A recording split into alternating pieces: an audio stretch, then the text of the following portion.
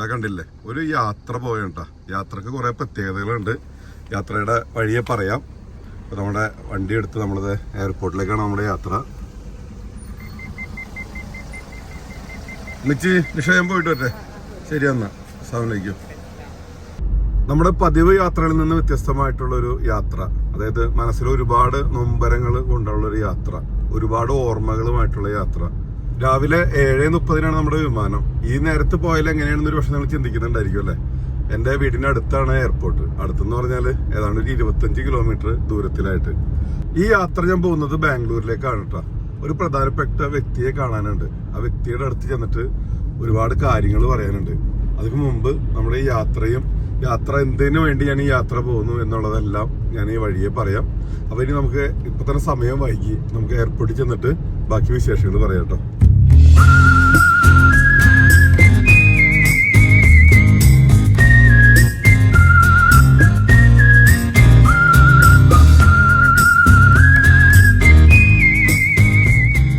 അങ്ങനെ നമ്മൾ എയർപോർട്ടിൽ എത്തി. ആ സമയം ഇപ്പൊ കണ്ടില്ലേ, ഇപ്പൊ സമയം 6:20 വിശാലമായിട്ടുള്ള പാർക്കിംഗ് സൗകര്യങ്ങളെല്ലാം തന്നെയുണ്ട്. ഒരു ദിവസത്തിന് വാഹനം എയർപോർട്ടിൽ പാർക്ക് ചെയ്യാനായിട്ട് 250 രൂപയാണ് ചാർജ്. അപ്പോൾ ഞാൻ ഒരു ദിവസം മുതൽ ഒരാഴ്ച വരെയുള്ള യാത്രയിലൊക്കെ ഞാൻ എയർപോർട്ടിൽ തന്നെയാണ് വാഹനം ഇട്ടിട്ട് പോകാറ്. അപ്പോൾ 250 രൂപ എന്ന് പറഞ്ഞാൽ നമ്മൾ ആ പൈസ അടയ്ക്കുന്നതിൽ ഒരു ദിവസമൊക്കെ വൈകി പോകുക അല്ലെങ്കിൽ എന്തെങ്കിലും ബുദ്ധിമുട്ട് വന്നിട്ടുണ്ടെങ്കിൽ ഇതുപോലെ വാഹനം ലോക്ക് ചെയ്തിടും. ഇതുപോലെ ലോക്ക് ചെയ്തിടാന്ന് വെച്ചാൽ പിന്നെ ഇവരുടെ പെർമിഷൻ ഒന്നും ഇല്ലാണ്ട് നമുക്ക് വാഹനം കൊണ്ട് പോകാൻ പറ്റില്ല. അതുപോലെ തന്നെ ശ്രദ്ധിക്കേണ്ട കാര്യം എന്ന് വെച്ചാൽ ഇപ്പോൾ നമ്മുടെ വാഹനം നമ്മൾ പാർക്ക് ചെയ്തിട്ടുണ്ട്. അത് ഏത് റോയിലാണ് പാർക്ക് ചെയ്തേക്കണം കൂടി ഓർമ്മ വേണം. ഇതിപ്പോൾ R14 ഇതാണ് നമ്മുടെ റോ. നമ്മൾ യാത്രയൊക്കെ കഴിഞ്ഞ് വരുമ്പോൾ നമ്മൾ മറന്നു പോകും. കാരണം വളരെ വിശാലമായിട്ടുള്ള പാർക്കിംഗ് സൗകര്യങ്ങളാണ് എല്ലായിടവും കാണാൻ കഴിയുന്നത്. പലപ്പോഴും തിരക്കിനൊക്കെ ഓടി വന്ന് പാർക്ക് ചെയ്ത് പോയിട്ട് ഈ റോ അന്വേഷിച്ച് അരമണിക്കൂറോളം കറങ്ങി നടന്നതൊക്കെ എൻ്റെ അനുഭവത്തിലുള്ളതിനാലാണ് പറയുന്നത്. എയർപോർട്ടിലെത്തി. എയർപോർട്ടിലെ പ്രൊസീജിയറുകളൊക്കെ വളരെ ഈസി ആയിട്ട് കംപ്ലീറ്റ് ആയി പെട്ടെന്ന് തന്നെ. കാരണം ഉണ്ടല്ലോ, ഇത് നമ്മുടെ സണ്ണി കൂടെ ഉണ്ട്. പല വീഡിയോയിലും കണ്ടിട്ടുണ്ട് നമ്മൾ, പല യാത്രകളിലും. സണ്ണി ഇൻഡിഗോന്റെ സ്റ്റാഫാണ് കേട്ടോ. സണ്ണി ഒന്നുകൂടി ഒന്ന് പരിചയപ്പെടുത്തിയേ. സണ്ണീസ്കറിയ പത്തനംതിട്ട. ഇൻഡിഗോയിൽ എന്തായിട്ട് വർക്ക് ചെയ്യുന്നത്? ഇൻഡിഗോ എക്സിക്യൂട്ടീവ് ആണ് കേട്ടോ. അപ്പോൾ നമ്മളെ സംബന്ധിച്ചോളം മുമ്പ് ഇൻഡിഗോ ആയിട്ട് ചെറിയൊരു പ്രശ്നം ഉണ്ടായിട്ടുണ്ടായിരുന്നു. ഒരു August 15 അന്ന് മുതൽ സണ്ണി ഫുൾ സപ്പോർട്ടായിട്ട് കൊടുത്തിട്ടുണ്ട്. അതുപോലെ ഇൻഡിഗോൻ്റെ ഇവിടുത്തെ കൊച്ചിൻ എയർപോർട്ടിലെ എല്ലാ സ്റ്റാഫുകളും, ഇൻഡിഗോ മാത്രമല്ല കേട്ടോ, മിക്ക എയർലൈൻ സ്റ്റാഫുകളും നല്ല കാരണം ഫ്രീക്വൻ്റ് ആയിട്ട് ട്രാവൽ ചെയ്യുന്നതിൻ്റെ മാക്സിമം സപ്പോർട്ട് ചെയ്യുന്നുണ്ട്. അത് എയർ ഏഷ്യ ആയിരുന്നല്ല, എയർ ഏഷ്യയിലെ അമ്മലൊക്കെ എടുത്ത് പറയേണ്ട ആൾ തന്നെയാണ്. അതുപോലെ പലരുണ്ട്, എനിക്ക് പെട്ടെന്ന് പേര് വരുന്നില്ല. എന്തായാലും നല്ല നല്ല അനുഭവങ്ങൾ തന്നെയാണ്. അപ്പോൾ നമ്മൾ ഇവിടുന്ന് ബാംഗ്ലൂരിലേക്ക് ഇവിടുന്ന് 1 hour യാത്ര. അപ്പോൾ കുറച്ച് നേരം സണ്ണിയായിട്ട് വിശേഷങ്ങൾ പറയണം. പിന്നെ ഈ കോഫിയൊക്കെ കുടിച്ച് തീർക്കണം. പിന്നെ ബാംഗ്ലൂർ വരെയുള്ള വിമാനയാത്ര കാഴ്ചകൾ നമുക്ക് കാണാം.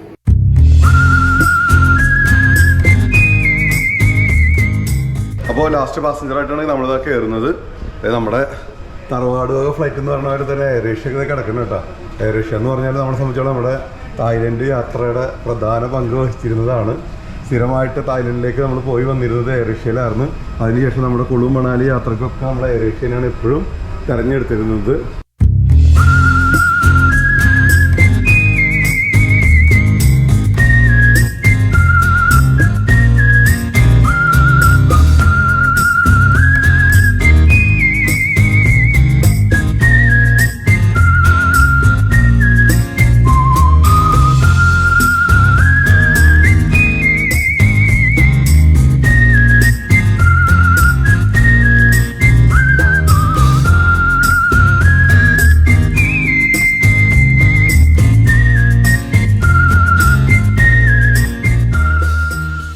അങ്ങനെ നമ്മളിത് ബാംഗ്ലൂർ എയർപോർട്ടിൽ സുരക്ഷിതമായിട്ട് ലാൻഡ് ചെയ്തു. RT-PCR ടെസ്റ്റ് എടുത്ത് ജസ്റ്റ് ഒന്ന് ഫ്രഷപ്പായിട്ട് നമ്മളിത് ആ വെളിയിലേക്ക് വന്നിരിക്കുകയാണ്.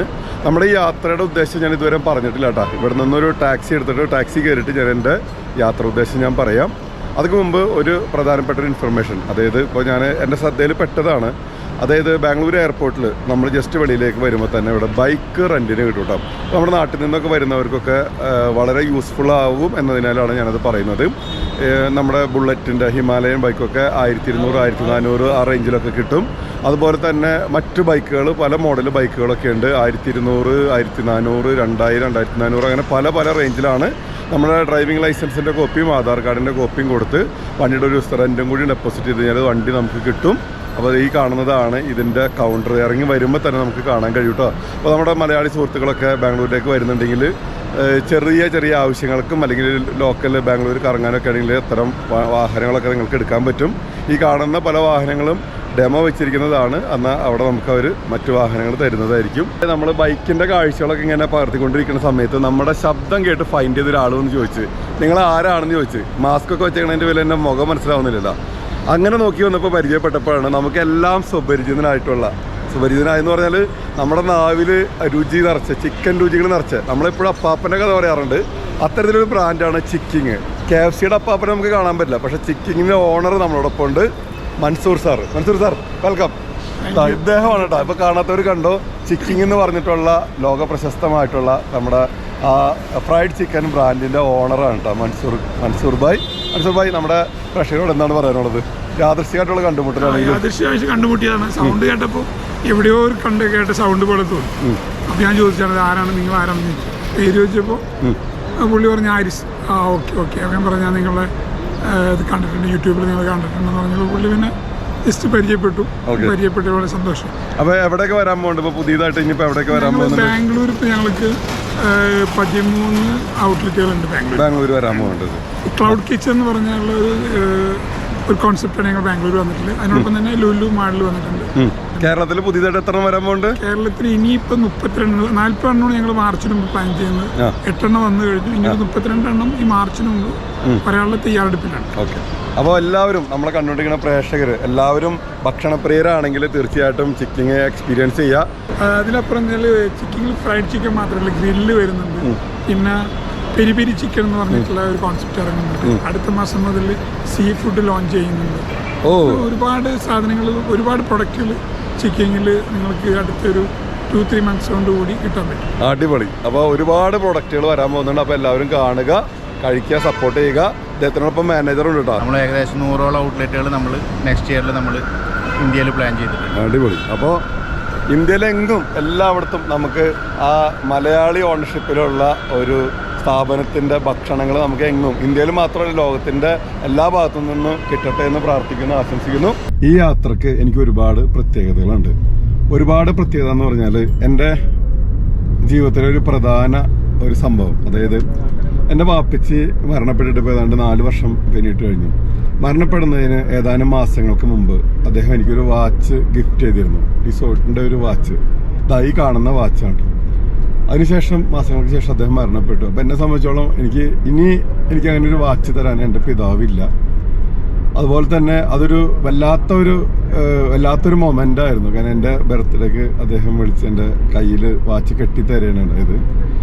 പിന്നെ ആളുടെ ഇപ്പം ഇനി അതൊന്നും തിരിച്ചു കിട്ടുന്ന മൊമെൻറ്റുകളല്ല. ഇനിയിപ്പോൾ നാളെ ഞാൻ ഏതൊക്കെ നിലക്ക് എത്രമാത്രം വളർന്നാലും ഉയർന്നാലും ഒന്നും നമുക്കൊരിക്കലും നഷ്ടപ്പെട്ട പിതാവിനെ ഇനി നമുക്ക് തിരിച്ചു കിട്ടൂല. ഒരു നോക്ക് കാണാനോ, ഒരു മിനിറ്റ് കൂടെ ഇരുന്ന് സംസാരിക്കാനോ, ഒരു നേരത്തെ ഭക്ഷണം ഒന്നിച്ചിരുന്ന് കഴിക്കാനോ ഒന്നും സാധ്യമല്ല. ആ നഷ്ടമൊന്നും ഇനി ഒരിക്കലും നികത്താനും പറ്റില്ല. അപ്പോൾ അദ്ദേഹം അവശേഷിപ്പിച്ച ഓർമ്മകൾ, തന്ന ഗിഫ്റ്റ്, ഇതൊക്കെ പൊന്നുപോലെ നോക്കുന്നതാണ്. വാപ്പിച്ച് അണിഞ്ഞിരുന്ന മോതിരം, വാച്ചൊക്കെ ഞാനും വളരെ സൂക്ഷിച്ചു വെക്കുകയും ഞാൻ വല്ലപ്പോഴൊക്കെ അണിയാറുമുണ്ടത്. നിങ്ങൾക്കും ജീവിച്ചിരിക്കുന്ന മാതാപിതാക്കളുണ്ടെങ്കിൽ അവരെ അതുപോലെ നോക്കണം, സംരക്ഷിക്കണം, അവർക്ക് മാക്സിമം സമയം കൊടുക്കണം കേട്ടോ. ഒരുപാട് ഇതിക്ക് മുമ്പ് സ്നേഹപൂർവ്വം വാപ്പിച്ചിക്ക് ഞാൻ ഹാരി സമീർ അലി എന്നുള്ളൊരു വീഡിയോ ഞാൻ ചെയ്തിരുന്നു. ഒരുപാട് പിതാക്കളും മാതാക്കളൊക്കെ എന്നെ വിളിച്ചിട്ടുണ്ടായിരുന്നു, കരഞ്ഞിരുന്നു. അവരെ മക്കളൊന്നും നോക്കണില്ല, ഞങ്ങൾ നമ്പർ തരാം, മോനൊന്ന് അവരൊന്ന് വിളിച്ചിട്ട് ഒന്ന് സംസാരിക്കുമോ എന്നൊക്കെ വിളിച്ച് ചോദിച്ചിരുന്നു.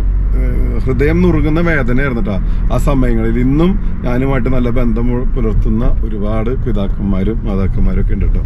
അപ്പോൾ ഞാൻ പറഞ്ഞു വന്നപ്പോൾ എന്ന് വെച്ചാൽ എൻ്റെ ഈ വാച്ച്, വാപ്പിച്ച് എനിക്ക് സമ്മാനിച്ച വാച്ച് ഇടയ്ക്ക് എപ്പോഴോ വർക്ക് ചെയ്യാതായി.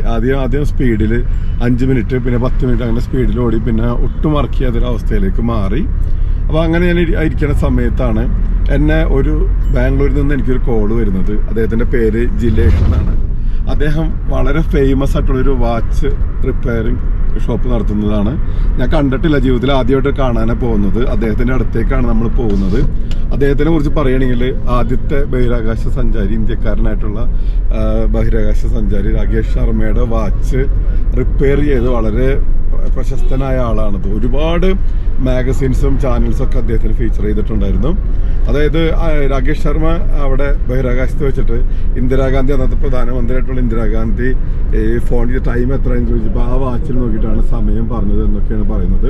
അപ്പോൾ ആ ഒരു മൊമെന്റിൽ കയ്യിൽ കെട്ടിയിരുന്ന വാച്ച് അദ്ദേഹം പല സ്ഥലങ്ങളിലൊക്കെ കൊടുത്ത് റിപ്പയർ ചെയ്യാൻ നോക്കിയിട്ടൊക്കെ പലയിടത്തുനിന്നും റിപ്പയർ ചെയ്ത് നശിപ്പിച്ച സംഭവം ഇദ്ദേഹമാണ് റിപ്പയർ ചെയ്തെടുത്തത്. ആ കഥകളൊക്കെ നമുക്ക് അദ്ദേഹത്തിന് ചോദിച്ച് മനസ്സിലാക്കാം. ഞാൻ അദ്ദേഹം എന്നെ വിളിക്കുകയാണ്, എന്നെ വിളിച്ച് സംസാരിച്ചപ്പോൾ എൻ്റെ വാച്ച് കളക്ഷൻസിന്റെ വീഡിയോ ഞാൻ ഇട്ടിരുന്നല്ലോ. അപ്പോൾ അതൊക്കെ കാണാത്തവർ ഇവിടെ കാർഡ്സിൽ ഞാൻ കൊടുത്തിട്ടുണ്ട്, അതുപോലെ തന്നെ ഡിസ്ക്രിപ്ഷനിൽ ലിങ്ക് കൊടുത്തിട്ടുണ്ട് കേട്ടോ. സ്നേഹപൂർവ്വം ആപ്പിച്ചിക്കുന്നുള്ള വീഡിയോയും അതുപോലെ തന്നെ എൻ്റെ വാച്ച് കളക്ഷനും ഞാനിവിടെ ലിങ്ക് കൊടുത്തിട്ടുണ്ട്. അപ്പോൾ അതിനുശേഷം എന്നെ വിളിക്കുക, ഞങ്ങൾ സംസാരിക്കും. നല്ല ബന്ധമാണ്, ഒരുപാട് 2 ആഴ്ച കൂടുമ്പോൾ അദ്ദേഹം വിളിക്കും, സംസാരിക്കും. അപ്പോൾ എന്നോട് ഞാൻ ഈ വാച്ചിൻ്റെ കഥ പറഞ്ഞപ്പോൾ എൻ്റെ അടുത്തോണ്ട് ആരിസ്ക നിങ്ങൾ ആ വാച്ച് എനിക്ക് അയച്ചു തരൂ, നിങ്ങളുടെ പിതാവ് നിങ്ങളുടെ കയ്യിൽ കെട്ടി തന്നപ്പോൾ എങ്ങനെയായിരുന്നു അതിൻ്റെ പുതുമ ഉണ്ടായിരുന്നത്, അതേ പുതുമയിൽ ഞാൻ നിങ്ങൾക്ക് വീണ്ടും ആ വാച്ച് ഞാൻ റെഡിയാക്കി തരാം എന്ന് പറഞ്ഞു. അത് പ്രകാരം ഞാൻ വാച്ച് പാക്ക് ചെയ്ത് ഇദ്ദേഹത്തിന് അയച്ചു. അദ്ദേഹം വാച്ച് റിപ്പയർ ചെയ്ത് റെഡിയാക്കി വെച്ചിട്ടുണ്ട്, പുതിയ ബ്രാൻഡ് ന്യൂ കണ്ടീഷനിൽ വെച്ചിട്ടുണ്ട്. അതിനോടൊരു ആഗ്രഹം പറഞ്ഞു, ആരിസ്ക ഇത് ഞാൻ നിങ്ങൾക്ക് തിരിച്ച് കൊറിയർ അയക്കില്ല, എനിക്ക് നിങ്ങളെ കാണാൻ ആഗ്രഹമുണ്ട്, നിങ്ങളൊന്ന് എന്നെ കാണാൻ ഇങ്ങോട്ട് വരുമോ എന്ന് ചോദിച്ചു. ഞാൻ പറഞ്ഞു തീർച്ചയായിട്ടും വരാം എന്ന് പറഞ്ഞു. അത് പ്രകാരം ഒരു ഞായറാഴ്ച ഞാൻ രാവിലെ തന്നെയുള്ള ഫ്ലൈറ്റിൽ, ഇൻഡിഗോ ഫ്ലൈറ്റ് നിങ്ങൾ കണ്ടതാണ്, അതിൽ ബാംഗ്ലൂരിലേക്ക് വന്ന് ബാംഗ്ലൂരിൽ അദ്ദേഹത്തിനെ കാണാൻ പോവുകയാണ്. ജീവിതത്തിൽ ആദ്യമായിട്ട് കാണാൻ പോകുന്ന കാഴ്ച. എൻ്റെ നഷ്ടപ്പെട്ട പിതാവ് എനിക്ക് തന്ന വാച്ച്, അത് എൻ്റെ എത്രമാത്രം എൻ്റെ മനസ്സിൽ, എൻ്റെ ഹൃദയത്തിൽ അത് എനിക്ക് പ്രിയപ്പെട്ടതാണോ അതേപോലെ അത് റിപ്പയർ ചെയ്തത് അദ്ദേഹം എനിക്ക് പ്രിയപ്പെട്ടതാണ്. ഒരിക്കലും നിങ്ങൾ ഇന്നിപ്പോൾ ഈ യാത്രയിൽ യാദൃശ്ചികമായിട്ട് നമ്മൾ ചിക്കിങ്ങിൻ്റെ മുതലാളിനെ കണ്ട്, അതുപോലെ തന്നെ ഇനിയിപ്പോൾ ആരൊക്കെ കാണുമെന്നൊന്നും എനിക്ക് അറിഞ്ഞൂടാ, അതൊന്നും ഇതൊരിക്കലും ഒരു പെയ്ഡ് പ്രൊമോഷനായിട്ട് കാണരുത് കേട്ടോ. നിങ്ങൾ ഒരിക്കലും പറയുകയും ചെയ്യരുത്. അത് ഒരുപാട് പറഞ്ഞു നീട്ടുന്നില്ല, നമ്മൾ ഏതാണ്ട് 1 മണിക്കൂറത്തെ യാത്രയാണ്. 1000 ചില്ലാനാണ് ചാർജ് വന്നിരിക്കുന്നത്, ഊബർ എടുത്തിരിക്കുന്നത്. അപ്പോൾ ഇനി നമുക്ക് അങ്ങോട്ട് പോയിട്ട് ജിലേഷ് ഭായിനെ കാണാം, അദ്ദേഹത്തിൽ നിന്ന് കുറേ കാര്യങ്ങൾ ചോദിച്ച് മനസ്സിലാക്കാം.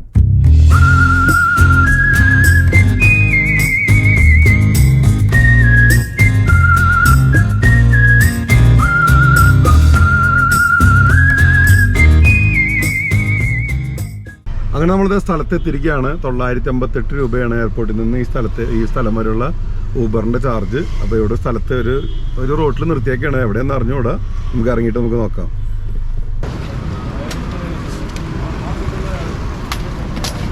അപ്പോൾ 1 മണിക്കൂറത്തെ യാത്ര കഴിഞ്ഞ് വന്നിരിക്കുകയാണ്. നല്ല ദാഹമുണ്ട്. അപ്പോൾ ഇറങ്ങിയ പാടെ തന്നെ ഒരു കരിക്കട കണ്ട്. അപ്പോൾ കരിക്കടയിൽ നിന്ന് ഒരു കരിക്കൊക്കെ കുടിച്ചിട്ട് നമുക്കിവിടെ തപ്പണം ജിലേഷ് ഭായി എവിടെയാണെന്നുള്ളത്. ഇവിടെ തന്നെയാണാവോ, ടാക്സിക്കാരൻ കൊണ്ട് ഇറക്കിയതാണ്. നമ്മൾ ആൾ അയച്ചു തന്ന ടൈം ആൻഡ് മീ എന്നാണ് ആളുടെ ഷോപ്പിൻ്റെ പേര്. അത് ഗൂഗിൾ ചെയ്തപ്പോൾ കിട്ടിയ സ്ഥലത്താണ് നമ്മൾ വന്ന് ഇറങ്ങിയിരിക്കുന്നത്. എന്താണ് നമുക്ക് നോക്കാം. യെസ്, ഇതാ നമ്മുടെ ജിലേഷ് ഭായിയുടെ ഷോപ്പാണ്. മോളിൽ നിന്ന് വിളിയായിട്ട് നോക്കിയപ്പോഴാണ് കട മനസ്സിലായത്, ടൈം ആൻഡ് മീ. ഓക്കെ, വഴി ഏതിന്? ഞായറാഴ്ച മുടക്കാണ്, നമുക്ക് വേണ്ടി ഇത് തുറന്നിരിക്കുന്നതാണ്. നമസ്കാരം. ആ കൈയൊന്ന് തരൂ. ഇതാണ് നമ്മുടെ ജിലേഷ് ഭായ്, കൊച്ചിയിൽ നിന്ന് തുടങ്ങി പറഞ്ഞിരിക്കുന്നത് നിങ്ങളുടെ മഹത്വത്തെ കുറിച്ച് വർണ്ണിച്ചുകൊണ്ടിരിക്കുന്നത്. ആ മാസ്ക് ഒന്ന് മാറ്റ്. ഒന്ന് സ്വന്തമായിട്ടൊന്ന് പരിചയപ്പെടുത്തിയേ. എന്റെ പേര് ജിലേഷ്. ധൈര്യമായിട്ട് പറഞ്ഞു, പേടിക്കുന്ന ആരൊന്നും ചെയ്യില്ല. സ്ഥലം നാട്ടിൽ കണ്ണൂര്. കണ്ണൂര് എവിടെ? കണ്ണൂര് കരുവീഞ്ചാലെന്ന് പറയും. ഇവിടെ എത്ര നാളെ ബാംഗ്ലൂര്? ഇവിടെ ഒരു 15 വർഷമായി. 15 വർഷം. ഇതാ ഈ ഹോട്ടൽ പരിചയപ്പെടുത്തില്ല കേട്ടോ. ഇനി നമുക്ക് വിശദമായിട്ട് പറയാം. ഒന്ന് വന്നുകൊണ്ട് കെട്ടിപ്പിടിക്കുന്നത്. യെസ്, ഇദ്ദേഹത്തിനെ കാണാനാണ് നമ്മൾ വന്നിരിക്കുന്നത്. ഇത്ര ദൂരം യാത്ര ചെയ്തിട്ട് കുറേ വിശേഷങ്ങളൊക്കെ ചോദിച്ച് മനസ്സിലാക്കാം. ഒരുപാട് ചരിത്രങ്ങളൊക്കെ നടന്ന ഒരു ഷോപ്പാണ് കേട്ടോ. ഓക്കെ, ഇത് നമ്മുടെ സ്വന്തം അല്ലേ? ചരിത്രം എന്ന് പറയുമ്പോൾ ചരിത്രം ഞാൻ പറഞ്ഞിട്ടുണ്ട് കേട്ടോ. ഈ കാണുന്നതാണ് രാകേഷ് ശർമ്മ. വിശേഷങ്ങളൊക്കെ നമുക്ക് ചോദിച്ച് മനസ്സിലാക്കാം. അദ്ദേഹം കൊടുത്ത ലെറ്റർ നോക്കിയാൽ സ്വന്തം കൈപ്പടയിൽ എഴുതിയത്. അദ്ദേഹം പോയ സമയത്തുള്ള കാഴ്ചയാണ് നമ്മൾ കാണുന്നത്. ഇപ്പൊ അദ്ദേഹം മാറി അദ്ദേഹം ഇവിടം വരെ എത്തിക്കഴിഞ്ഞു.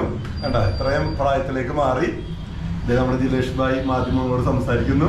പക്ഷെ അതിന്റെ അഹങ്കാരമൊന്നുമില്ല, ഭയങ്കര വിനയും ഒക്കെ ആയിട്ട് അല്ലേ. അപ്പൊ അങ്ങനെ ജിലേഷ് ഭായി ആയിട്ട് കുറച്ച് നേരം സംസാരിച്ചുകൊണ്ടിരിക്കുകയാണ്. ആദ്യത്തെ കാഴ്ചകളിൽ ക്യാമറ ഓഫ് ചെയ്ത് വെച്ചിട്ട് കുറച്ച് വിശേഷങ്ങളൊക്കെ പറഞ്ഞു. ഞാൻ സത്യം പറഞ്ഞാൽ ഇങ്ങനെ വണ്ടർ അടിച്ചിരിക്കുകയാണ്. നമ്മളെ സംബന്ധിച്ചോളം നമ്മുടെ നാട്ടിൽ നമ്മൾ വാച്ച് കടകളൊക്കെ കണ്ടിട്ടുണ്ട്. ഇനി ഇത് പറയുമ്പോൾ ആരെ കൊച്ചാക്കണം കേട്ടോ. പക്ഷെ ഇവിടെ വന്നപ്പോൾ കാണുമ്പോൾ ചില സംഭവങ്ങൾ പറയുമ്പോഴാണ് നമ്മുടെ കയ്യിലുള്ള വാച്ചിന്റെ അല്ലെങ്കിൽ അതിന്റെ മെക്കാനിസം അല്ലെങ്കിൽ ഞാൻ എന്താ പറയുക, റിപ്പയർ ചെയ്യണവരുടെ ആ ഒരു ക്ഷമയും അതിന്റെ അഡ്വാൻസ് ടെക്നോളജിനെ കുറിച്ചൊക്കെ മനസ്സിലാവുന്നത് കേട്ടോ. ഇവിടെ ഇങ്ങനെ വാച്ചുകളൊക്കെ ഇങ്ങനെ റെഡിയാക്കി വെച്ചിട്ടുണ്ട് കേട്ടോ. അത് ഇവിടെയൊക്കെ ഇതുപോലെ തന്നെ പലയിടത്തും പോയി പെട്ട വാച്ചുകളൊക്കെയാണ് വരുന്നത്. പിന്നെ വില കൂടിയ വാച്ചുകളൊക്കെ ഇവിടെയൊക്കെ വെച്ചിട്ടുണ്ടെന്ന് തോന്നുന്നല്ലേ. ഏതാണ് ഒളിപ്പിച്ച് വെച്ച സങ്കേതങ്ങളൊന്ന് തുറക്കും. എന്റെ വാച്ച് അതിൽ നിന്നാണ് എടുത്തത്. ഇതൊന്ന് തുറന്ന് വേണ്ട. വില കൂടിയ വാച്ചുകളൊക്കെ ഇത് ഇങ്ങനെ റിപ്പയർ ചെയ്ത് വെച്ചിട്ടുണ്ട്. ഇങ്ങനെ ഇന്ത്യയുടെ വ്യത്യസ്ത ഭാഗങ്ങളിൽ നിന്നും വിദേശത്തു നിന്നും വരെ ആൾക്കാർ അയച്ചു കൊടുക്കുന്നുണ്ട് കേട്ടോ. അപ്പൊ ഇത് കാണുന്നവർക്ക് വളരെ അറ്റാച്ച്ഡ് ആയിട്ടുള്ള വാച്ച് റിപ്പയർ ചെയ്യാൻ പറ്റാത്ത രീതിയിലൊക്കെ പെട്ട് കിടക്കണൊക്കെ ഉണ്ടെങ്കിൽ ജിലേഷ് ഭായിനെ കോൺടാക്ട് ചെയ്യാൻ നമ്പറൊക്കെ ഡിസ്ക്രിപ്ഷനിൽ കൊടുക്കുന്നുണ്ട്. ഒരിക്കലും ഒരു പെയ്ഡ് പ്രൊമോഷനായിട്ട് കാണരുത് കേട്ടോ. കാരണം ഇത് ആ ഒരു ആത്മാർത്ഥമായിട്ടൊരു സ്നേഹത്തിന്റെ ഒരു ഭാഗമാണ്. ഇതാ അതുപോലെ തന്നെ നമ്മുടെ വാച്ച് ഇവിടെ തയ്യാറായിക്കൊണ്ടിരിക്കുന്നുണ്ട് കേട്ടോ. തയ്യാറാക്കി വെച്ചിട്ടുണ്ട്. ഇതാണ് വാപ്പിച്ച് എനിക്ക് തന്ന ഗിഫ്റ്റ്. ഇതിന് വേണ്ടിയിട്ടാണ് നമ്മൾ ഇത്ര മണിക്കൂറുകൾ നമ്മൾ യാത്ര ചെയ്ത് നമ്മൾ എത്തിയിരിക്കുന്നത് കേട്ടോ. വന്ന് കയറിയിട്ടല്ലേ ഉള്ളൂ. അപ്പൊ ഇതൊക്കെ പരിചയപ്പെടുത്തുന്നതിന് മുമ്പ് ദിലേഷ് ഭായി പറഞ്ഞു നമുക്ക് ഇത് തൊട്ടടുത്തൊരു തട്ടുകടയുണ്ട്, മലയാളി കടയാണ്, പോയി ചായ കുടിച്ചിട്ട് വരാം. ചായ കുടിച്ച് വന്നിട്ട് നമ്മള് രാകേഷ് ശർമ്മ സാറിന്റെ ബഹിരാകാശ വിശേഷങ്ങളും അതുപോലെ തന്നെ വാച്ച് സംബന്ധമായിട്ടുള്ള കുറെ ഇൻട്രസ്റ്റിംഗ് കാര്യങ്ങളൊക്കെ നമ്മൾ പറയും.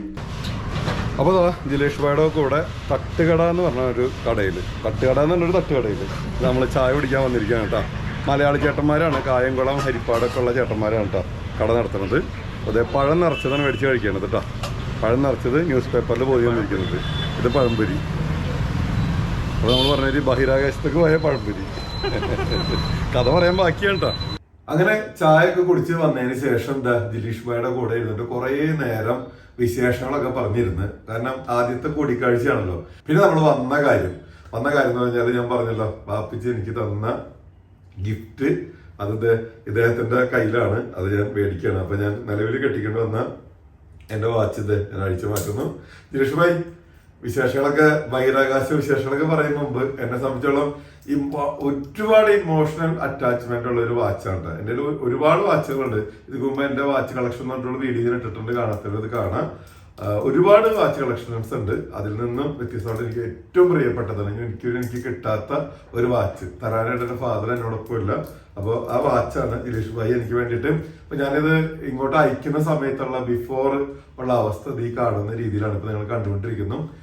ഒത്തിരി വർഷങ്ങൾ യൂസ് ചെയ്തിട്ട് സ്ക്രാച്ചും കാര്യങ്ങളൊക്കെ ആയിട്ടുള്ള വാച്ച്. അത് ഇപ്പൊ പോളിഷ് ചെയ്ത് പക്ക ഷോറൂം കണ്ടീഷനിലാണ് തരുന്നത്. അപ്പൊ ഐശ്വര്യത്തോട് കൂടിയിട്ട് കയ്യില് കെട്ടിത്തരുന്നു. Thank you. കയ്യില് കെട്ടാന്നുണ്ടെങ്കിൽ ഭയങ്കര എന്ന് വെച്ചാൽ എനിക്ക് ഭയങ്കര അല്ലാത്തൊരു ഫീലാണത്. കാരണം അപ്പൊ വീണ്ടും എനിക്ക് വാക്കുകളില്ല. വീണ്ടും പറഞ്ഞു തുടങ്ങി കഴിഞ്ഞാൽ വീണ്ടും വിഷമങ്ങളിലേക്ക് പോകും. അപ്പൊ വീണ്ടും നമ്മുടെ വാച്ച് കെട്ടിയിരിക്കണ്ട. അപ്പോ വളരെ സന്തോഷം Dileesh bhai. Thank you very much. അപ്പൊ ദിലീഷ് ഭായിയുടെ കുറിച്ച് ഞാൻ കൂടുതലൊന്നും പറയേണ്ട കാര്യമില്ല. ഒരുപാട് ഇന്റർനാഷണൽ മീഡിയാസ് ഒക്കെ ഫീച്ചർ ചെയ്തിരിക്കുന്നതാണ്. അപ്പോ ഒരു കസ്റ്റമർ ഇവിടെ വന്ന് അദ്ദേഹത്തിന്റെ വില കൂടിയ വാച്ച് നന്നാക്കി കൊടുത്തപ്പോ, ഭയങ്കര ടഫായിട്ടുള്ള വാച്ച് നന്നാക്കി കൊടുത്തപ്പോ ആള് പറഞ്ഞ് വേറൊരു വാച്ചും കൂടി ഉണ്ടെന്ന് പറയാ. കഥ ഒന്ന് പറയും. ആളിങ്ങനെ ഒരു വാച്ചുമായിട്ട് വന്നു. അപ്പം നമ്മളോട് സംസാരിച്ചു. അപ്പം എല്ലാം ഇങ്ങനെയൊക്കെ നോക്കിയൊക്കെ കണ്ട് പുള്ളിനോട് ചോദിച്ചു, ഇങ്ങനെ എന്റെ അടുത്തൊരു ഹിസ്റ്റോറിക്കൽ വാച്ച് ഉണ്ട്, അപ്പൊ അതൊന്ന് നന്നാക്കാൻ പറ്റുമോന്ന് ചോദിച്ചു. ഞാൻ പറഞ്ഞു തീർച്ചയായിട്ടും അത് കൊണ്ടുപോകാൻ നമുക്ക് നോക്കാന്ന് പറഞ്ഞു. ആരുടെ ഒന്നും പറഞ്ഞില്ല. അപ്പൊ അതിനുശേഷം എനിക്ക് തോന്നുന്നു ഒരാഴ്ച കഴിഞ്ഞപ്പോ ആള് ഈ വാച്ചൊക്കെ ആയിട്ട് വന്നു. വാച്ച് വന്നു. ഞാനത് നോക്കുമ്പോ ഒമേഗ ഡെവിലി എന്ന് പറഞ്ഞിട്ടൊരു ഓൾഡ് വാച്ചാണ്, വളരെ പഴയ വാച്ച്. അത് അതുപോലെ തന്നെ നമ്മൾ അഴിച്ചു കഴിഞ്ഞ് നോക്കുമ്പോ അതിനകത്ത് എന്നെപ്പോലെ തന്നെ പലരും അഴിച്ചു നോക്കി. അത് കുറെ പ്രശ്നങ്ങളൊക്കെ ഉണ്ടായിരുന്നു. അത് എന്തൊക്കെയോ എന്താ പറയാ പണത് കൊളാക്കിയ വാച്ചായിരുന്നു ശരിക്കും പറഞ്ഞ അങ്ങനെയൊക്കെ ആയിരുന്നു. അപ്പൊ തന്നെ എനിക്ക് മനസ്സിലായി ഇതിനകത്ത് പണിയെടുത്തിട്ട് കാര്യമില്ല. അപ്പൊ അങ്ങനെ തന്നെ അത് അടച്ചു കെട്ടിയിട്ട് പുള്ളിയുടെ അടുത്ത് പറഞ്ഞു, സാറേ ഇത് ബുദ്ധിമുട്ടാണ്, ചെയ്യാൻ പറ്റുമെന്ന് തോന്നുന്നില്ല. കാര്യം നമുക്കൊരു കോൺഫിഡൻസ് ഇല്ല അത് ചെയ്യാൻ പറ്റുമോ ഇല്ലയോ എന്നുള്ളത്. അപ്പൊ ആള് പറഞ്ഞു, ജിലീഷിനെ കണ്ടിട്ടാണ് ഞാൻ ഈ വാച്ച് കൊണ്ട് വന്നത്, നിങ്ങൾ അങ്ങനെ പറയാൻ പാടില്ല എന്നൊക്കെ പറഞ്ഞു. ഞാൻ പറഞ്ഞു ശരി നോക്കാം പറഞ്ഞ പുള്ളി വാച്ച് ഞാൻ എന്തായാലും ഇവിടെ മേടിച്ചു വെച്ചു. അത് എങ്ങനെയെങ്കിലും ശരിയാക്കണം എന്നൊക്കെ പറഞ്ഞു പോയി. പിന്നെ ഞാൻ പിറ്റേ ദിവസം തൊട്ട് പുള്ളി എന്തെങ്കിലും എനി അപ്ഡേറ്റ് എന്നൊക്കെ പറഞ്ഞ് ഇങ്ങനെ കുറെ സമയം നമ്മളിങ്ങനെ ഇൻഡയറക്ട്ലി പ്രഷർ ചെയ്തുകൊണ്ടിരുന്നു. അതിനുശേഷം ഞാൻ വിചാരിച്ചു എന്തായാലും നോക്കാന്ന് വിചാരിച്ചിട്ട് നോക്കി. ആദ്യം തന്നെ കാര്യം അത് എല്ലാം കുറെ മിസ്റ്റേക്ക് ആണ് അതിന്റെ ഉള്ളിൽ കാണിച്ചു വെച്ചിരിക്കുന്നത്. കുറെ ECB എല്ലാം പോയിട്ടുണ്ടായിരുന്നു. പിന്നെ അത് ഓപ്പൺ ചെയ്ത് എന്തായാലും അതിന് ഒരു ദിവസം അതിന് വേണ്ടി തന്നെ സ്പെൻഡ് ചെയ്യാന്ന് വിചാരിച്ച് ഓപ്പൺ ചെയ്ത് അതിന്റെ ECB ഒക്കെ എടുത്ത് ഒടിഞ്ഞ ECB ഒക്കെ ആയിരുന്നു. കാര്യം അത് ECB നമ്മൾ ഒമേഗയിലൊക്കെ ചോദിച്ചപ്പോൾ അത് എന്താ പറയാ ഡിസ്കണ്ടിന്യൂ മോഡലാണ്, അത് കിട്ടത്തില്ല എന്ന് പറഞ്ഞു. 1984 യൂസ് ചെയ്യുന്ന ഇത്രയും വർഷങ്ങൾ പിന്നിട്ടിരിക്കുന്നതല്ല. ഇതിപ്പോ പിന്നിട്ടിട്ട് ഈ സംഭവങ്ങൾ പിന്നിട്ട് എത്ര വർഷമായി? നന്നാക്കി കൊടുത്തിട്ട് ഇപ്പൊ എത്ര വർഷമായി? നന്നാക്കി കൊടുത്തിട്ട് 3-4 മാസമല്ലേ ഉള്ളൂ. 4 മാസമായിട്ടുള്ളൂ. 4 മാസമായിട്ടുള്ളൂ. ഓ ഓക്കെ ഓക്കെ ഓക്കെ. അല്ല ഇദ്ദേഹം ഈ വാച്ച് അതങ്ങനെ അതിനുശേഷം ഇങ്ങനെ ECB ഉണ്ടാക്കിയെടുത്ത് വേണമെങ്കിൽ പറയാം. അതുപോലെ കുറെ ചാനലൊക്കെ നമ്മൾ സോൾഡർ ചെയ്തൊക്കെ കുറച്ച് പണിയെടുത്തായിരുന്നു. അതിനുശേഷം അത് വർക്ക് ചെയ്യുന്നില്ല. അപ്പൊ അതുപോലെ എനിക്ക് തോന്നുന്നു ഒരു 3-4-5 പ്രാവശ്യം നമ്മൾ ഫെയിൽഡ് ആയി. പിന്നെയും ഇയാള് എന്നോട് പറഞ്ഞത് ഒരു ഹിസ്റ്റോറിക്കൽ വാച്ച് ആണെന്ന് പറഞ്ഞായിരുന്നു. അപ്പൊ ഇത് എന്ത് ഹിസ്റ്ററിയാണ് ഇതിന്റെ പിന്നിലുള്ളതെന്ന് അത് നന്നാക്കാൻ ശേഷമേ പറയുള്ളൂ എന്ന് പറഞ്ഞു. അപ്പൊ അതൊന്ന് അറിയണം എന്നുള്ളൊരു ആഗ്രഹം കൂടെ ഉണ്ട് നമുക്ക്. അങ്ങനെ എന്തായാലും ECBയും കാര്യങ്ങളൊക്കെ കുറെ പണിയെടുത്തപ്പോ അവസാനം നമ്മൾ ബാറ്ററി ഇട്ട് കഴിഞ്ഞപ്പോൾ വാച്ച് റൺ ചെയ്യാൻ തുടങ്ങി. അപ്പൊ തന്നെ അതൊരു സംഭവമായി എനിക്ക് തന്നെ തോന്നി. എന്നിട്ട് ഞാനൊരു വീഡിയോ ഒക്കെ എടുത്ത് അയാൾക്ക് അയച്ചു കൊടുത്തു. ഉടനെ പുള്ളിക്ക് ഭയങ്കര സന്തോഷമായിരുന്നു. പുള്ളി ഉടനെ എനിക്ക് തോന്നുന്നേ ഒരു 2-3 ദിവസം കഴിഞ്ഞ് അത് അന്നാണ് അടുത്ത ദിവസമായിട്ട് വന്നു. ഇവിടെ കുടുംബസമേതം വന്നു. പുള്ളി കൊടുത്ത് വേറെ 2 പേരൊക്കെ ഉണ്ടായിരുന്നു. അങ്ങനെ വന്നിട്ട് പുള്ളി എന്നോട് ചോദിച്ചത് എന്ത് ബറാക്കളാ ചെയ്തത് ഇത് അങ്ങനെയും. ഞാൻ പറഞ്ഞു ഞാൻ എന്റെ പണി ചെയ്തു അത്രേ ഉള്ളൂ, ഒന്നും ചെയ്തില്ല. അപ്പൊ ആള് പറഞ്ഞു ഇത് ആരുടെ വാച്ചാണെന്ന് അറിയാവോന്ന് ചോദിച്ചു. ഞാൻ പറഞ്ഞു എനിക്കറിയില്ല. അപ്പാണ് അദ്ദേഹം പറയുന്നത് ഇത് സാക്ഷാൽ രാകേഷ് ശർമ്മയുടെ വാച്ചാണ് എന്ന്. അന്ന് അപ്പൊ തന്നെ തലചുറ്റി ആ മൂലയിലേക്ക് വീണ് അല്ലേ? വീണില്ല. ഓക്കെ. അപ്പൊ അന്ന് അത് അറിഞ്ഞപ്പോ എന്താ അങ്ങനെയാണ് ചരിത്രത്തിലേക്ക് നടന്നു കയറിയത്? എനിക്കറിയില്ലായിരുന്നു. നമ്മളിതൊന്നും എക്സ്പെക്ട് ചെയ്യുന്നില്ല. നമ്മളെ പണിയെടുത്ത് കൊടുക്കുക, അയാളുടെ സന്തോഷം അത് മാത്രമേ പ്രതീക്ഷയുള്ളൂ. പക്ഷെ ഇത് ഇത്രയും വലിയൊരു ആളുടെ വാച്ചാണ്. ഉടനെ പുള്ളി പറഞ്ഞു ഞാൻ ഐ വിൽ കണക്ട് ചെയ്യും എന്ന് പറഞ്ഞിട്ട് പെട്ടെന്ന് തന്നെ പുള്ളിയുടെ ഫോണിൽ നിന്ന് ഡയൽ ചെയ്ത് സാക്ഷാൽ രാകേഷ് ശർമ്മനെ കണക്ട് ചെയ്ത് എന്റെ അടുത്ത് വന്നു. അതായത് രാകേഷ് ശർമ്മയുടെ ഇത് പറയുമ്പോൾ ആ ഇമോഷണൽ അറ്റാച്ച്മെന്റ് എന്ന് പറഞ്ഞ സ്പേസിൽ ആൾ എത്ര ദിവസമൊക്കെ ഉണ്ടായി? പുള്ളി 8 ദിവസം സ്പേസിൽ ഉണ്ടായിരുന്നു ഈ വാച്ചുമായിട്ട്. അപ്പം അതുപോലെ തന്നെ അന്ന് ഇന്ദിരാഗാന്ധിയായിട്ട് കണക്ട് ചെയ്യുമ്പോൾ ലൈവ് ഉണ്ടായിരുന്നു. കണക്ട് ചെയ്യുന്നതിന് മുമ്പ് ഇന്ദിരാഗാന്ധി എത്രയാണ് സമയം എന്നൊക്കെ ചോദിക്കും. പുള്ളി ഈ ഒരു വാച്ച് നോക്കിയിട്ടാണ് ടൈം പറഞ്ഞതും. അങ്ങനെ അദ്ദേഹം പറയുന്നത് അത്രയും. അതുപോലെ തന്നെ അതിനുശേഷം പുള്ളി തിരിച്ചു വന്നതിന് ശേഷം ആടെ കയ്യിൽ വേറൊന്നും ഒരു എന്താ പറയാ ഒരു ഓർമ്മയ്ക്കായിട്ടൊന്നുമില്ല. ഈ ഒരു വാച്ച് മാത്രമേ ഉണ്ടായിരുന്നു. സ്പേസ് സൂട്ടും എല്ലാ സാധനങ്ങളും അവര് മേടിച്ചു ഹിസ്റ്റോറിക്കൽ അതിന്റെ പേരിൽ തന്നെ. അപ്പൊ സ്വന്തമായിട്ടുണ്ടായിരുന്ന ആ കെട്ടിക്കൊണ്ട വാച്ച് മാത്രമാണ് ആളുടെ കയ്യില് അവിടെ ചെന്ന് യൂസ് ചെയ്തിട്ടുണ്ടായിരുന്നുള്ളൂ. അപ്പൊ അത് മേടിച്ചു. അപ്പൊ അതിനുശേഷം എനിക്ക് തോന്നുന്നൊരു 5-6 വർഷം കൊണ്ട് കഴിഞ്ഞപ്പം 5-8-10 വർഷം കൊണ്ട് ഈ വാച്ച് സ്റ്റോപ്പായി. പിന്നെ ഇത് നന്നാക്കാൻ വേണ്ടി പലയിടത്തും പോയി, ഓൾ ഓവർ ഇന്ത്യ കറങ്ങി നശിപ്പിച്ചെടുത്ത് ഇവിടെ വന്ന്. അങ്ങനെയാണ് നശിപ്പിച്ചെടുത്തതിന് ശേഷമാണ് നമ്മുടെ ഈ ജമാൽ ഭായ് സുലൈമാൻ ജമാൽ എന്ന് പറയുന്ന ആള് നമ്മുടെ അടുത്ത് ഇങ്ങനെ യാദൃശ്യമായിട്ട് വരികയും അതുപോലെ തന്നെ ഈ വാച്ച് ഇങ്ങനെ നന്നാക്കാൻ വേണ്ടി നമ്മുടെ അടുത്ത് വരികയും അതുപോലെ നന്നാക്കി അതങ്ങനെ നന്നാക്കി കൊടുക്കാനുള്ള ഒരു ഭാഗ്യം നമുക്ക് ലഭിച്ചു എന്ന് പറയാം. അല്ല എന്നോട് പറഞ്ഞ കഥയിലുള്ളത് ആ ഇമോഷണൽ അറ്റാച്ച്മെന്റ് നമ്മൾ പറഞ്ഞപ്പോ ഈ രാകേഷ് ശർമ്മ സാറ് ഇത് വല്ലാത്തൊരു വിഷമത്തിലായിരുന്നു ഈ വാച്ച് വർക്ക് ചെയ്യാണ്ടായപ്പോ മുതല്. അപ്പൊ ഇത് കിട്ടിയപ്പോ അദ്ദേഹം വീടിന് ചുറ്റും നടന്ന കഥയൊക്കെ പറഞ്ഞതൊന്നും നമ്മുടെ പ്രേക്ഷകരോട് പറയാം. ആള് ഈ വാച്ച് ഇദ്ദേഹം അവിടെ കൊണ്ടു കൊടുത്തതിന് ശേഷം പുള്ളിയുടെ പുള്ളി ഒരു കാലൊക്കെ കുറച്ച് എന്തോ ഒരു ഫ്രാക്ചർ ആയിട്ടൊക്കെ ഇരിക്കുകയാണ്. അപ്പം ഇതിങ്ങനെ കിട്ടിയതിനു ശേഷം പുള്ളിക്ക് ഭയങ്കര സന്തോഷം. പുള്ളിയുടെ വൈഫിനെയൊക്കെ കൂട്ടി പുള്ളിനെയും കൂട്ടി അയാളുടെ ബംഗ്ലാവിന് ചുറ്റിനും ഒരു കുറച്ച് നടക്കുകയും കുറെ ഫോട്ടോ എടുത്ത് കയ്യിൽ ഈ വാച്ചൊക്കെ കിട്ടി ഭയങ്കര സന്തോഷമാണ് അത്. അപ്പോൾ അതിനുശേഷമാണ് അദ്ദേഹം പറഞ്ഞ ഒരു പേപ്പർ എടുത്തുകൊണ്ട് വരാൻ പറഞ്ഞിട്ട് ഒരു പേപ്പർ എടുത്ത് എനിക്കൊരു ലെറ്റർ എഴുതണം എന്ന് പറഞ്ഞിട്ട് അങ്ങനെയാണ് ആ ഒരു അപ്രിസിയേഷൻ ലെറ്റർ എനിക്ക് കിട്ടിയത്. വെറും അപ്രിസിയേഷൻ അല്ല, ആളുടെ ഹൃദയം തൊട്ട വരികളാണ്. അതായത് നമ്മുടെ പ്രേക്ഷകർ കണ്ടുകൊണ്ടിരിക്കുന്നത് അത് തന്നെയാണ് കേട്ടോ.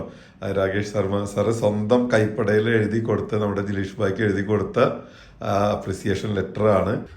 നമ്മുടെ നാട്ടിൽ ധാരാളം വാച്ച് ഷോപ്പുകളുണ്ട്. സാധാരണ വാച്ചുകളൊക്കെയാണ് നിങ്ങൾക്കൊക്കെ ഇത് ചെയ്യാം. നിങ്ങൾക്ക് എന്തെങ്കിലും ഒരു ഇമോഷണൽ അറ്റാച്ച്മെന്റ് ഉള്ള വാച്ചുകൾ, അതുപോലെ വലിയ എക്സ്പെൻസീവ് ആയിട്ടുള്ള വാച്ചുകൾ, അല്ലെങ്കിൽ നിങ്ങൾക്ക് ഇതൊരു തിരിച്ചെടുക്കൽ അനിവാര്യമെന്ന് തോന്നുന്ന വാച്ചുകളൊക്കെ നിങ്ങൾക്ക് ഇദ്ദേഹമായിട്ട് കോൺടാക്ട് ചെയ്യാം. എനിക്ക് ആളിന്റെ അടുത്ത് പറഞ്ഞിട്ട് അതിൻ്റെ ഒന്നും ആവശ്യമില്ല, വന്ന് കണ്ടു പോയാൽ മതി എന്ന് മാത്രം എൻ്റെ അടുത്ത് പറഞ്ഞോളൂ. പക്ഷെ എന്നെ തമ്മിലുള്ള എൻ്റെ സന്തോഷം അടക്കാനാവാത്തതാണ്. എന്നെ കാണുമ്പോൾ നിങ്ങൾക്ക് എൻ്റെ കയ്യിലും ഈ വാച്ചൊക്കെ കാണാൻ കഴിയും. അപ്പോൾ ഈ സന്തോഷം പങ്കുവെക്കുന്നു. ഇനി ഞങ്ങൾ ഇവിടെ നിന്ന് അദ്ദേഹത്തിന്റെ വീട്ടിലേക്ക് പോയിട്ട് വീട്ടില് എന്തോ ഭക്ഷണമൊക്കെ ഉണ്ടാക്കിയിട്ടുണ്ടെന്ന് പറഞ്ഞിട്ടുണ്ട്. അപ്പൊ എന്തായാലും ഭാര്യ 2 പ്രാവശ്യം വിളിച്ചു കഴിഞ്ഞ് കൊണ്ടുവരണില്ലെന്ന് ചോദിച്ചിട്ട് അപ്പൊ ഞങ്ങൾ പോകും. ഇപ്പൊ ഞങ്ങൾ വർത്താനം പറഞ്ഞപ്പോ രാവിലെ മുതലുള്ള കാഴ്ചകൾ ഞങ്ങൾ കണ്ടതാണ്. ഇപ്പൊ സമയം നമ്മുടെ ഈ വാച്ചിന്റെ സമയം നിങ്ങൾ കണ്ടോട്ടെ. നിങ്ങളാണ് ഈ വാച്ചിന്റെ സമയം ആദ്യം കാണേണ്ടത്. നമ്മൾ 1:45 1:45 നമ്മളിനി ഇവിടെ നിന്ന് ഇറങ്ങി അങ്ങോട്ട് പോകുന്നു. ദിലീഷ് ഭായിയുടെ നമ്പർ, അഡ്രസ് എല്ലാം ഡിസ്ക്രിപ്ഷനിൽ കൊടുത്തിട്ടുണ്ട്. തീർച്ചയായിട്ടും നിങ്ങൾ വിളിക്കുക. ഇവിടുത്തെ ആക്സറീസ് എല്ലാം തന്നെ എനിക്ക് വിശന്ന് തുടങ്ങിട്ടോ. ആക്സറീസ് എല്ലാം തന്നെ നമ്മൾ അറിയാം, വാച്ച് എന്ന് പറഞ്ഞാൽ സ്വിസ് മെയ്ഡ് എന്നുള്ളത്. ആ സ്വിസ് അവിടുത്തെ ടെക്നീഷ്യൻസ് വർക്ക് ചെയ്യുന്ന ടേബിളും അതുപോലെ എല്ലാ സാധനങ്ങളും. എന്റെ ബാക്കിൽ ഒരു സംഭവം കണ്ടില്ല ഇതിനകത്ത്. ഇതെന്താ വെച്ചാൽ ഈ ഓട്ടോമാറ്റിക് വാച്ച് കിടന്ന് നമ്മുടെ കയ്യിൽ ഉണ്ടായാലാണല്ലോ ഇതിന്റെ ഇത് എന്താ പറയുക ചാർജ് ആവുന്നത്, പവർ റിസർവ് ചെയ്യുന്നത്. അപ്പൊ അതിനൊക്കെ ഉള്ള മെഷീൻ നമ്മുടെ നാട്ടിലെവിടെയും കണ്ടിട്ടുണ്ടാവും. അതുപോലെ തന്നെ കുറെ സംഭവങ്ങളുണ്ട്. അങ്ങനെ ജിലീഷ് ഭായിയുടെ ഷോപ്പിൽ നിന്ന്, ടൈം ആൻഡ് മീ ഷോപ്പിൽ നിന്ന് നമ്മുടെ ന്യൂ ടിപ്സ് സെന്ററാണ് ആ സ്ഥലം. എനിക്ക് ബാംഗ്ലൂരിൽ ഒരുപാട് പ്രാവശ്യം വന്നു പോയിട്ടുണ്ടെങ്കിലും എനിക്ക് സ്ഥലങ്ങളെ കുറിച്ച് വലിയ ഐഡിയ ഇത്തിരി കുറവാണ്. കാരണം വരാ പോക അതാണ് എപ്പോഴും ബാംഗ്ലൂർ യാത്രയിൽ ഉണ്ടാവാറ്. അപ്പോൾ ഇവിടുന്ന് ഒരു 3 കിലോമീറ്റർ നീങ്ങിയിട്ടാണ് അദ്ദേഹത്തിൻ്റെ വീട്. അപ്പോൾ നേരെ ഭക്ഷണത്തിന് പോവുകയാണ്. അങ്ങനെ നമ്മളെന്താ ജിലീഷ് ഭായിയുടെ ഫ്ലാറ്റിലെത്തിയിട്ടാ. അപ്പോൾ ഇതാണ് ജിലീഷ് ഭായിയുടെ ഫ്ലാറ്റൊക്കെ കേട്ടോ. അപ്പോൾ ബാംഗ്ലൂർ സാധാരണ വന്നു കഴിഞ്ഞാൽ പതിവായിട്ട് നമ്മൾ ഏതെങ്കിലും ഹോട്ടലുകളിലൊക്കെ നമ്മൾ താമസിച്ച് പോകാറും പുറത്തുനിന്നാണ് ഭക്ഷണമൊക്കെ കഴിക്കാറ്. അപ്പോൾ അതിൽ നിന്ന് വ്യത്യസ്തമായിട്ട് അദ്ദേഹത്തിൻ്റെ വീട്ടിൽ എന്തോ ഭക്ഷണങ്ങളൊക്കെ ഒരുക്കിയിട്ടുണ്ട്. ഹലോ, നമസ്കാരം. അറിയോ എല്ലാവരും ഓടെയാണ് കേട്ടോ. ജിലീഷ് ഭായിയുടെ മക്കളും ഭാര്യയൊക്കെയാണ് കേട്ടോ. ക്യാമറ ഒട്ടും പ്രതീക്ഷിച്ചില്ല അല്ലേ? മോൻ്റെ പേരൊന്ന് പറഞ്ഞേ. ഏത് സ്റ്റാൻഡേർഡിൽ പഠിക്കണേ? 6th അടുത്താണെന്ന് തോന്നുന്നു. ഏത് സ്റ്റാൻഡേർഡിലെ പേരൊക്കെ ഒന്ന് പറഞ്ഞേ. എത്ര വർഷം ഇവിടെ താമസിക്കാൻ തുടങ്ങിയിട്ട് ഈ വീട്ടില്? ഈ വീട്ടിൽ 1 വർഷം. 1 വർഷം നന്നായിട്ടുണ്ട് കേട്ടോ. നിങ്ങൾ തന്നെ ഫർണിഷ് ചെയ്തതാണോ?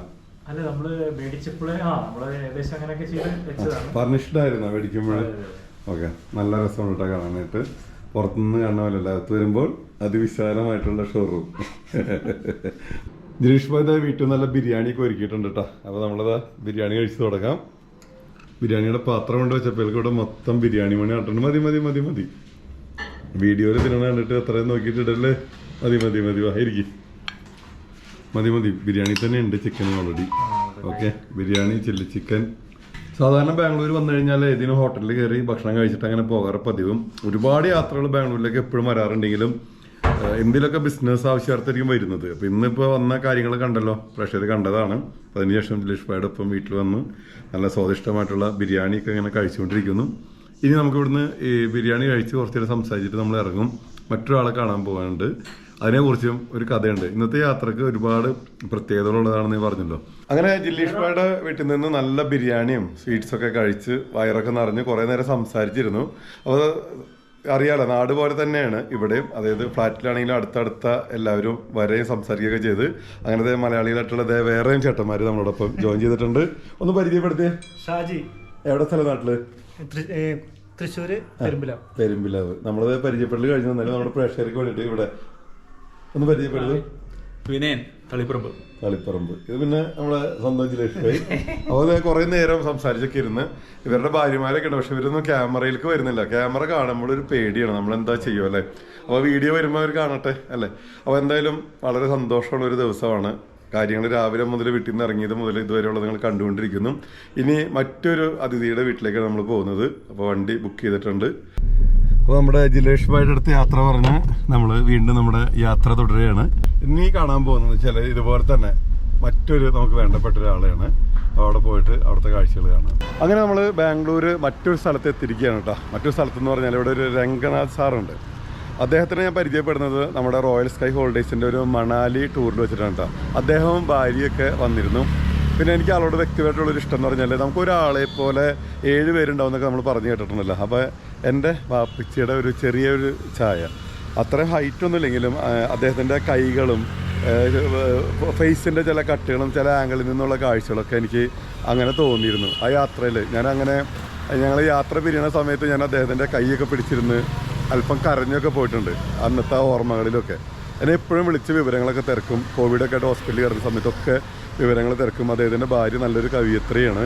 അപ്പോൾ എപ്പോഴും ഒരു ടൂർ വന്ന് ഒരു ബന്ധം മാത്രമല്ല, അതിനേക്കാളൊക്കെ ഉപരി നമ്മളെപ്പോഴും ത്രൂ ഔട്ട് ഫോളോ അപ്പ് ചെയ്യുക. മോനെ എവിടെയുണ്ട് എന്താണെന്നൊക്കെ അന്വേഷിക്കുക. നമ്മളെപ്പോഴും വിളിച്ച് നമ്മുടെ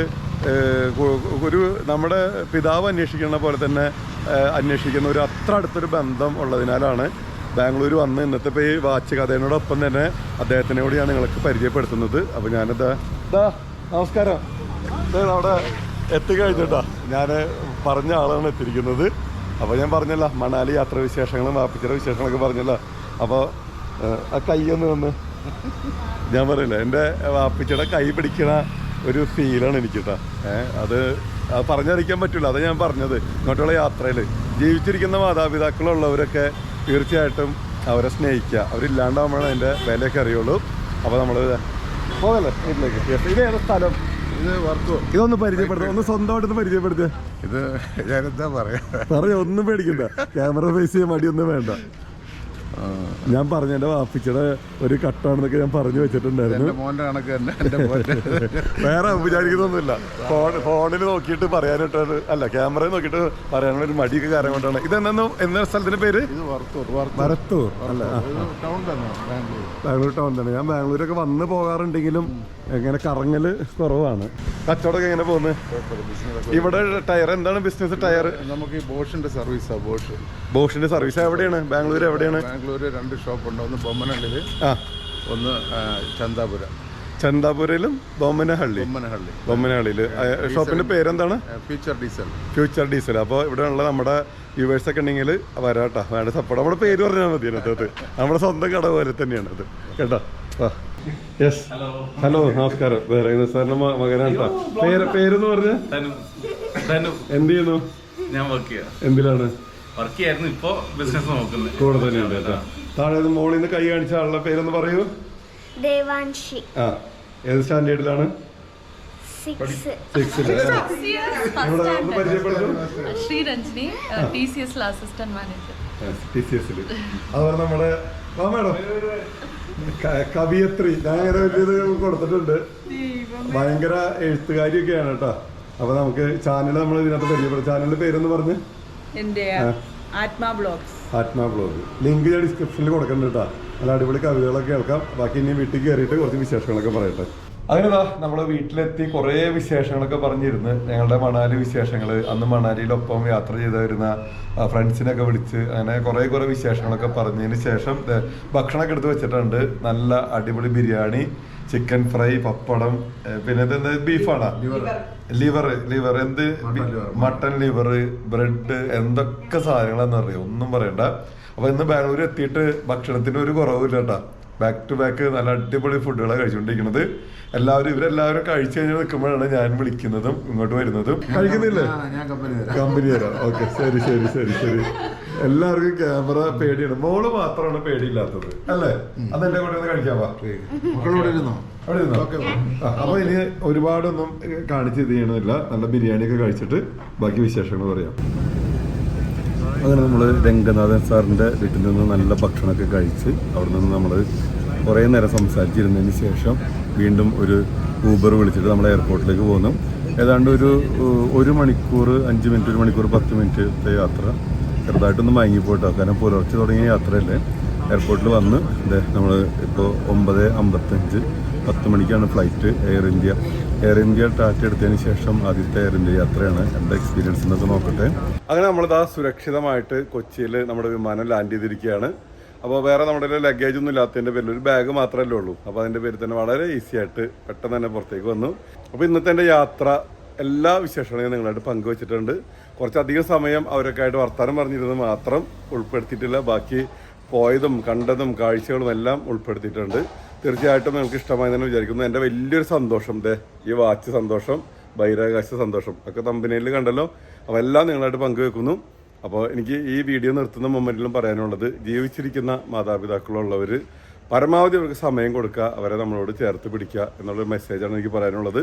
അപ്പോൾ ഇതുവരെ ഹാരിസ് അമീറിൽ നമ്മുടെ ചാനൽ സബ്സ്ക്രൈബ് ചെയ്യാത്തവർ തീർച്ചയായിട്ടും സബ്സ്ക്രൈബ് ചെയ്യണം. ഫേസ്ബുക്കിലും ഇൻസ്റ്റാഗ്രാമിലും എല്ലാത്തിലും ഉണ്ട്. അപ്പോൾ നല്ല അടിപൊളി ഡിബേറ്റ് കാഴ്ചകളുമായിട്ട് നമുക്ക് മറ്റൊരു എപ്പിസോഡിൽ കാണാം. അതുകൊണ്ട് എല്ലാവർക്കും ബൈ. നമ്മുടെ വണ്ടി വിശേഷങ്ങൾ വരാൻ പോകുന്നുണ്ട് കേട്ടോ. വരുന്ന അധികം വൈകാണ്ട് എപ്പിസോഡ് വരും. അപ്പോൾ നമ്മൾ MG എടുത്തിട്ട് 3 വർഷമായിട്ടുണ്ട്. അതുപോലെ തന്നെ നമ്മുടെ സൈലോ 9 വർഷം പിന്നിട്ട്. അപ്പോൾ വേറെ പുതിയ വണ്ടി വിശേഷമൊക്കെ വരുന്നുണ്ട് കേട്ടോ. കാത്തിരുന്ന് കാണണം. അപ്പോൾ വീണ്ടും ബൈ.